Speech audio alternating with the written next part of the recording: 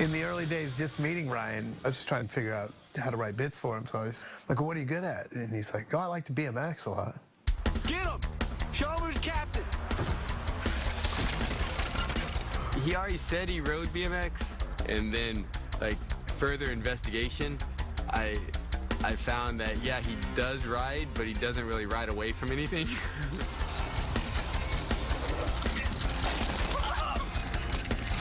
And he was very much into, like, going for things that, you know, there was no way he was going to make it from the beginning. And it wasn't because he was so brave either, but he was just, you know, he was willing to accept what was going to happen to him. That's why we call you Dr. Kick-Ass. Now hit it.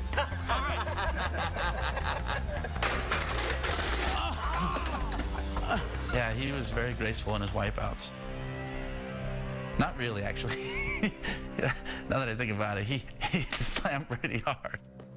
If we're trying to do a stunt and people keep landing it, we would just send in Ryan to finish it off. I think Bam was great at it the first time, and now Dunn stepped in to up the failure rate to an all-time high.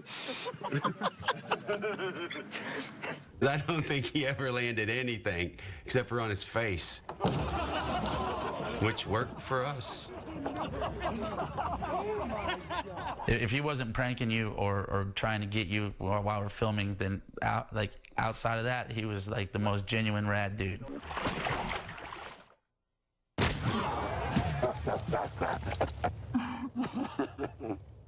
If Jackass is looking for a certain type, it's a guy that's just so willing to do something that he knows is going to fail, he knows it's going to hurt, and do it with such grace and style.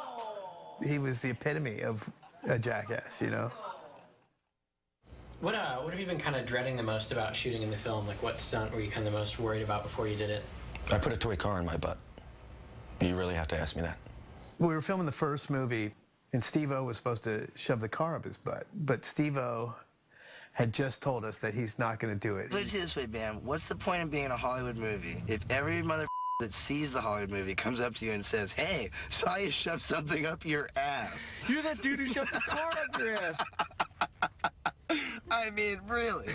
Ryan Dunn walks in. I go, well, Steve-O just told us that he's not doing the car up the ass bit. And Ryan's like, well, someone's got to do it. And right then the light bulb went off my head. I'm like, Ryan, you're right. Someone does have to do it, buddy. I mean, it just has to be done. It's too good not to be done. I'll do it. I mean, and I want to. Don't think I'm crazy and I want to go get hurt or I want to shove things into my butt.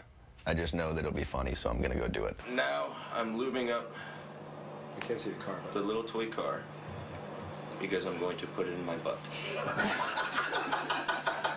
He just did it like a champ, by the way. I mean, he was chilling with that thing in his butt for the whole day. And it was just one camera and done, and I don't think anyone could have pulled that off like he did. Well, that's not part of you.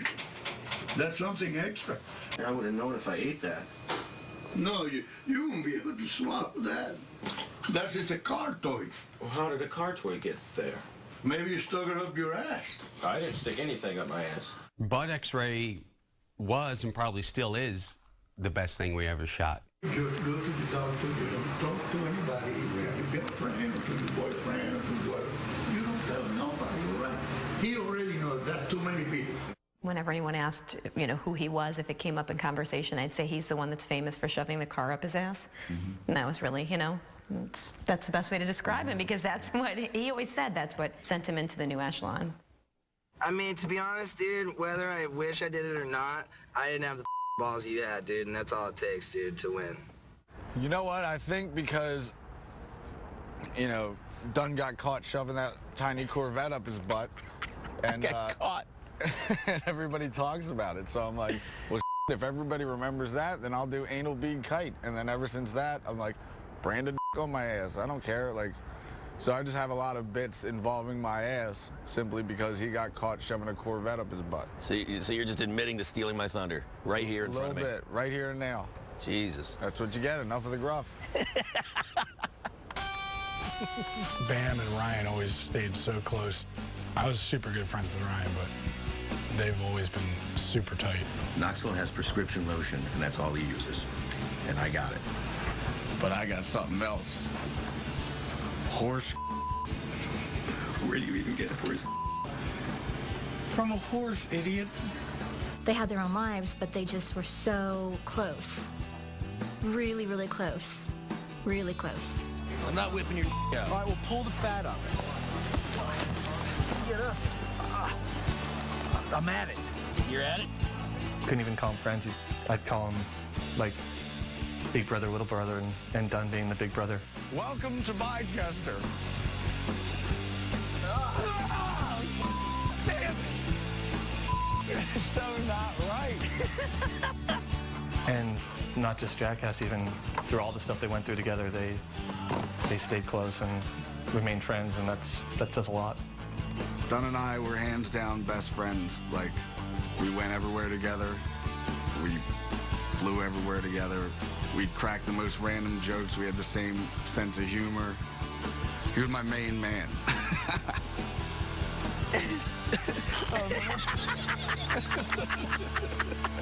They were two best buds. And it's weird now that it's not like that anymore.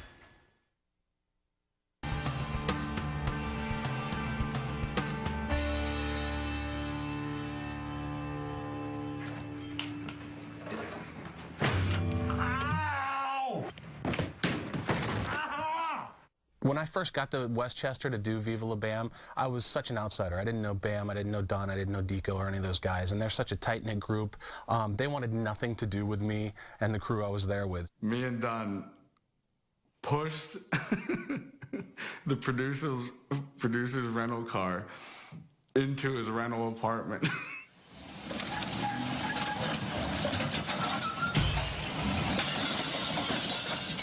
In my dream, I hear the sound of angels or sparkly miracle sounds, and as I open my eyes, the front end of my rental car was inside of the living room of my apartment. And the sound that I thought were angels was the sound of shards of glass falling from the door frame. I'm so going to jail for that! $5,000 later, we settled it in court. It wasn't necessarily the first day, but I felt like immediately over time, Dunn definitely tried to make a connection. And by the time I'd finished up the very first season of Viva La Bam, I just felt like Dunn and I were best friends. I mean, the beauty of Ryan was that he made everybody feel like they were his best friend. He was just that genuinely interested in who you were and what you were about. And I think more than anything, when I reflect back on meeting him for the first time on the Homewrecker set, is when he saw me for the first time, he just gave me a big hug, like we had been friends forever.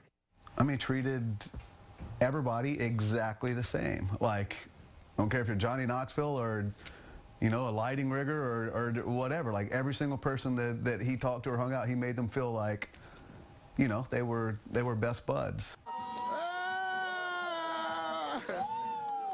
I've never seen Dunn guarded with people. We would be out in public and people, you know, always coming up to him. Like, they wanted an autograph or what. He would sit there and chat with them forever. You know, he just loved talking to people. He's really open. And I wish I was that open. I was a fan first, you know, and it's pretty rare to meet people and have them be as cool as he was.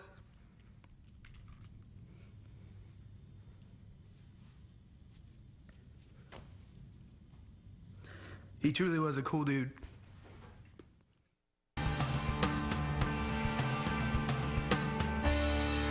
of these, which one do you think would be some of the most slippery? I recommend maybe the soap-based material or vegetable oil. This is a polymer, by the way. What is polymer?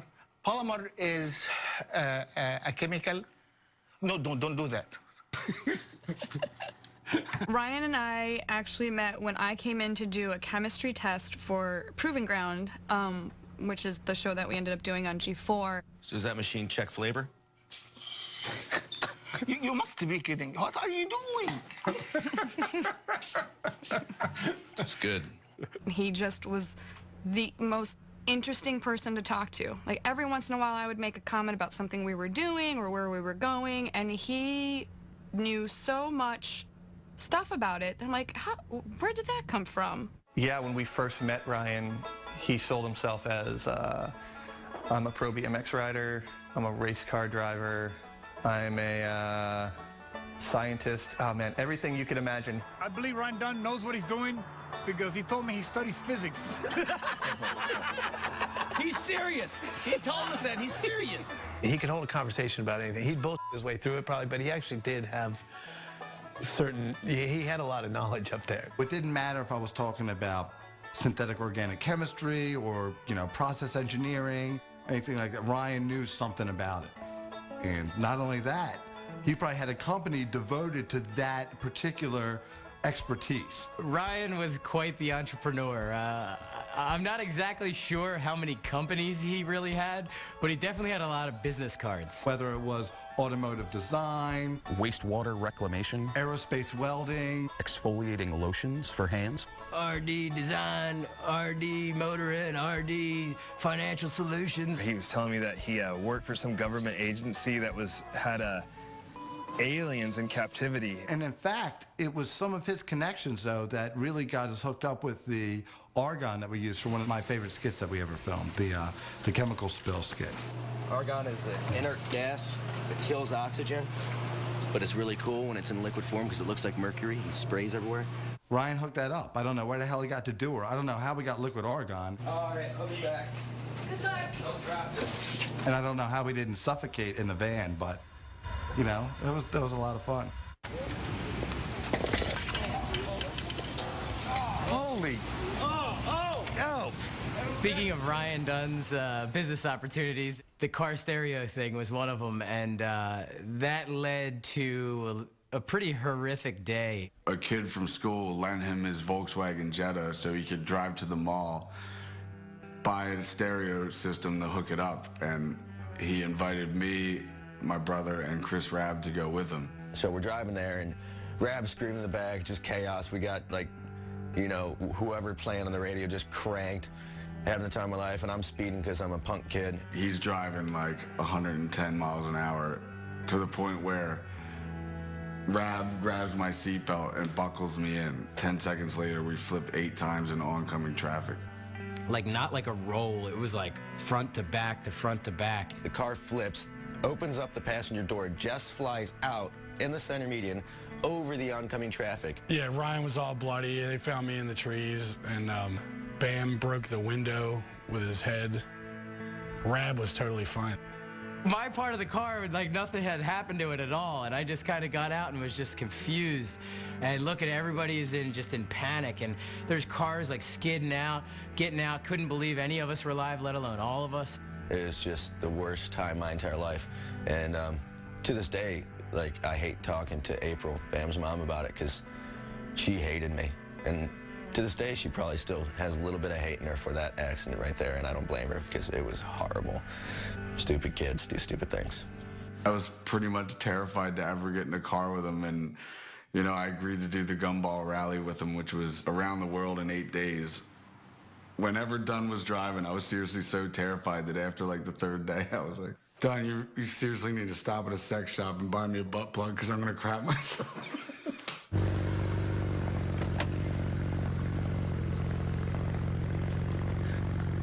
This is the new race car.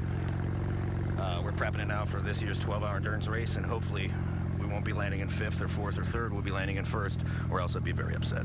He is a good race car driver. He did do a race in West Virginia, and he got 1st place. I don't even know how many cars he had, but he was so into it. He would just, you know, buy these crazy fast cars, take them all apart, put them all back together again, customize them. He was way into it. Full-blown gearhead. You know, started from skateboards to bicycles to, you know, eventually cars. But anything could get him moving a little faster intrigued him. What do you think's happening here with this one? Go check his oil. How about this? Blew it up again. Don't buy a car made by Dolce & Gabbana and you'll be fine.